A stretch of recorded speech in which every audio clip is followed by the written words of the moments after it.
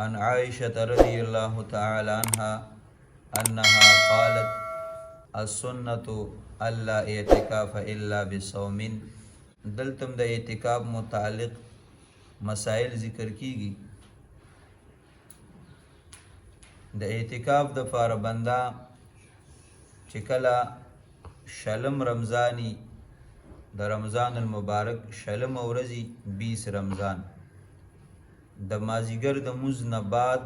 او د نور د پریوتو نه مخکې اعتکاف کوونکي به د اعتکاف نیت کوي او د اعتکاف په ځای کې به داخلیږي. که چېرته نور پریوتو په شلم رمضان باندې د هغې نه بعد دی د اعتکاف نیت کوي او د اعتکاف ځای ته داخلیږي، دی لا داخل شوی نه دی، نو اعتکاف په بیا د مسنون اعتکاف نه د اعتکاف په بیا نفلی اعتکافي. ځکه د مسنون اعتکاف آغاز چې کې نو د نور د پریوتو نه وړاندې به ته د اعتکاف ځای ته د اعتکاف په نیت باندې داخل شوي، نو هله به ستا د مسنون اعتکاف آغاز کیږي. او که تاخیر دی وکړو نو بیا به اعتکاف نفلی ګرځي، مسنون اعتکاف په نه چې کوم په رمضان المبارک په آخره کې کیږي. دویم نمبر چې کله یو بنده اعتکاف د پاره داخل شو، اعتکاف شروع کو، نو په ده باندې څه پابندۍ ولګېدلې. یو پابندي هغه دا ده چې اعتکاف کوونکي به د اعتکاف د ځای نه بغیر د ضرورت نه بار نه روځي. که نارینه په جومات کې ناست دی نو دی به د مسجد په احاطه کې بار به بلا ضرورت نه وځي. زنانه په کور کې اعتکاف ته ناسته ده چې کوم ځای د مونځ دپاره مختص دی، نو زنانه په کور کې به په هغه ځای کې اعتکاف کوي. ځکه بعضې کورونو کې بعضې ځایونه چې نه هغه د اعتکاف د مونځونو دپاره مختص کړي. لکه مخکې په کورونو کې به داسې چې غټ کور به ګڼ خلک به نو هغوی به یو ځای مقرر کړی و، هغه به د کور جومات و. که غټ کور به نه و نو بیا به یو ځای مقرر کړی و، په هغه ځای باندې به یې داسې ډبه جوړه کړې وه، دونکاچه به یې ورته وي، نو زنانو به په هغه ځای کې مونځونه کول. یا هغه پخواني طریقې نه هغه پاتې شوه، نو موجوده زمانه کې بعضې کمرې خلک خاص کړي دا د مونځ دپاره دي، یو ګوټ خاص کړي دا د مونځ دپاره دی. پخوا به تخته پوش و هغې باندې به خلکو مونځ کو. نو که په کور کې د مونځ دپاره یو مختص ځای د زنانو، نو هغې د اعتکاف په دغه مختص ځای کې وکړي. او که چېرته د مخکې نه مختص ځای نه نو د اعتکاف نه وړاندې یو کمره یو طرف ته د مختص کې چې دا د مونځ ځای دی، بس په هغه ځای کې د زنانه اعتکاف وکړي. نو نارینه په جومات کې اعتکاف کوي او زنانه په کور کې د مونځ په مختص ځای کې اعتکاف کوي. نو چې کله د دې اعتکاف شروع شو نو د دغه ځای نه به بهر بلا ضرورت نه روځي. البته دوه صورتونه دي، یو د انسان طبیعي عادي ضرورتونه د هغې دپاره د اعتکاف د ځای نه راوتلی شي، لکه مثال د ده قضای حاجت دی، نو دی به د اعتکاف د ځای نه راوځي او خپل ضرورت په پوره کوي چې کوم د هغې دپاره ځای دی، او بیا به واپس د اعتکاف ځای ته ځان رسوي. دغه رنګې دی د خوراک او د څښاک دپاره ضرورت چې ورته اوبه پکار دي، د اوبو راوړلو والا څوک نشته دی، مجبوري ده، نو دوی د اعتکاف د ځای نه د اوبو د ځای پورې تلي شي، واپس په زر راځي، ایسارېږي به نه.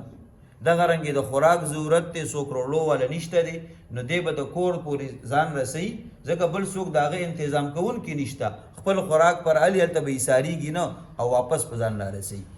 نو چې کوم د انسان طبیعي او عادي ضرورتونه دي د هغې دپاره دی وتلی شي. او دویم نمبر چې کوم شرعي حاجات دي، لکه مثال په طور یو بنده په جومات کې اعتکاف ته ناست دی او په دغه جومات کې 15 وخته مونځ کیږي، خو د جمعې مونځ پکې نشته، نو دی به د جمعې مونځ پرېږدي نه، بلکې دی به په دغه خپل د اعتکاف په دغه جومات کې به د جمعې د مونځ نه وړاندې چې کوم سنت کیږي هغه هم دغلته ادا کي، او دی به ټیم معلوم کړي چې لکه مثال په طور 1 بجه په دغه نږدې جومات کې جمعې مونځ کیږي، دلته نه کیږي، زه به هلته ځم، نو دی به 1 بجې ته ځان حاضر کړي، هلته به د جمعې مونځ وکړي فرض، او واپس پر روان چې سنت مونځ چې آخري کوم 6 رکعاته دي هغه واپس خپل جومات ته ورسوي. نو دا د شرعي حاجت دپاره دی وتلی دی. نو اعتکاف کوونکي به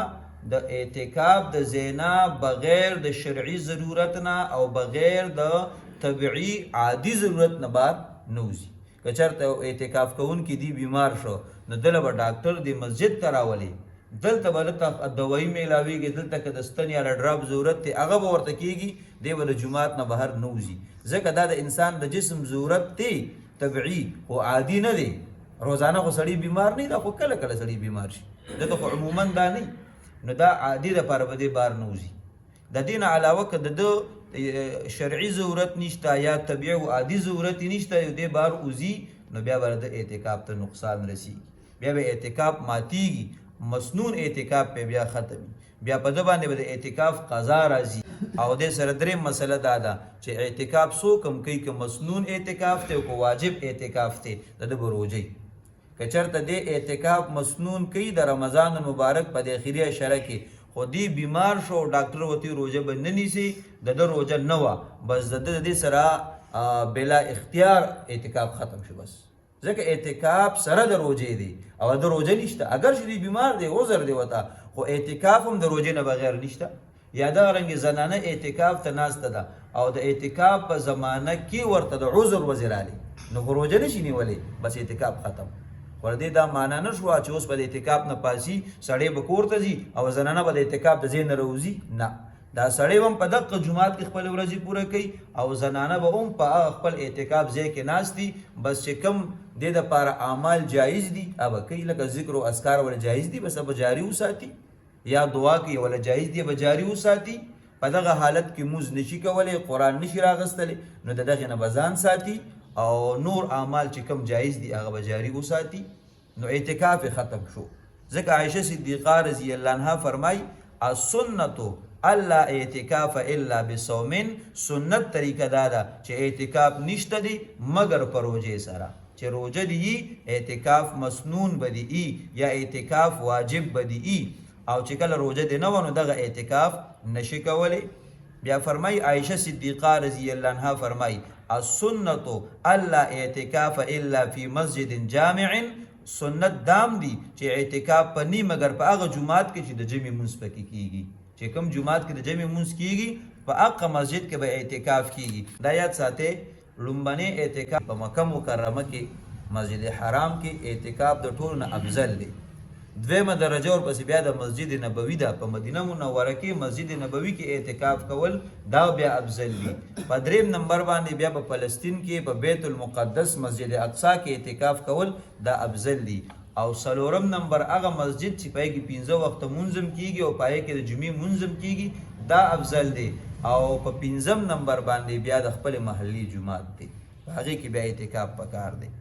دا د نارینه لپاره دی او د زنانو لپاره د اعتکاف بهترین ځای هغه ځای دی چې د کور په ګوټ کې د مونځ لپاره مقرر دی، هغه د مونځ په ځای کې به د اعتکاف کوي. ځکه نبی کریم علیه السلام مبارک فرمایلی دي چې د زنانه بهترین مونځ هغه دی چې هغه د کور په کمرې په ګوټ کې هغه بهترین او افضل مونځ دی، هغې کې حیا او پرده ډېره ده.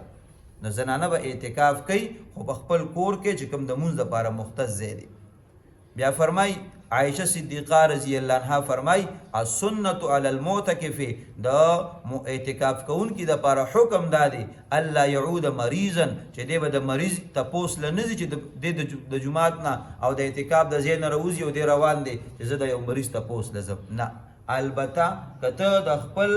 شرعي حاجت د پاره یا د طبيعي عادي حاجت د پاره وتلی او په لار کې چان د پوسو کې چې لګا پلان کې وسنګ دی را رواني په راتلو کې د پوسو کې دا ستاره لپاره روا دي، خو مستقل د دې لپاره به اعتکاف د زین او زینا ولا یشهد جنازه، او فرمای جنازه ته هم نزي چې اعلان وشي چې فوتګي شوی او جنازه ټیم دادي او د په اعتکاف کې دي او د است روان چې جنازه لاله شي، دا هم نه کی، دا خو شرعي حاجت نه دي، ستا طبيعي عادي حاجت نه دي، نو دی به نوزي. البته کدی د خپل جایز حاجتونو د پاره وتلی دی او دی په واپسې کې را روان دی، مثال په تور د ځان لا د کور نه د خوراک سامان راغستی دی په دغه ټیم د جنازې ټیم دی په لاره کې او بس امام صاحب چې الله اکبر او چې تقریر شوري بیا هم نه ساريږي، امام صاحب چې بس الله اکبر سکونه برابر دی، بس دې ضرورت لري د سره وای خود 2 منټه ولګي بس که جنازې وکړه دغه ول بیا جایز ده، ځکه دی خو د خپل بل حاجت د پاره وتلی دی، خو پر راتلو کې سره جنازه وکړه او د جنازې ټیم هم پورو نو ټیم په اون لګیده نو بیا جایز دی. بیا فرمای ولا یمس امرأة ولا یباشرها، او دی به د اعتکاف په حالت کې به خپل زنانه ټچ کوي هم نه نږدې کېږي به ورته نه، دا پابندي ده. فرمای ولا یخرج لحاجت الا لما لا بد منه، دی به د خپل حاجت د پاره نوزي مگر هغه حاجت چې د هغې نه خلاصي نشته، د هغې دپاره بیا وتلی شي. عائشہ صدیقہ رضی اللہ عنہ فرمائی کان النبی صلی اللہ علیہ وسلم یعود المریض وهو معتکف، نبی کریم علیہ الصلوۃ والسلام مبارک په د مریض تپوس کو په حالت د اعتکاف کې، خو فرمای فیمر کما هو فلا یارج یسأل عنه، وی نبی کریم علیہ السلام به تیرېده او درېده به ورسره نه او نه به د مریض تپوس نه راوته بلکې بل ضرورت له به راوتلي او په تلو تلو کې به د هغه نه تپوس کو، ایسارېدل به ورته نه و چې ګنې نبی کریم علیه الصلوۃ والسلام مبارک ورسره ودرېږي او د هغه نه تپوس شروع کړي، نه بس په تلو تلو کې به د هغه تپوس وکړو.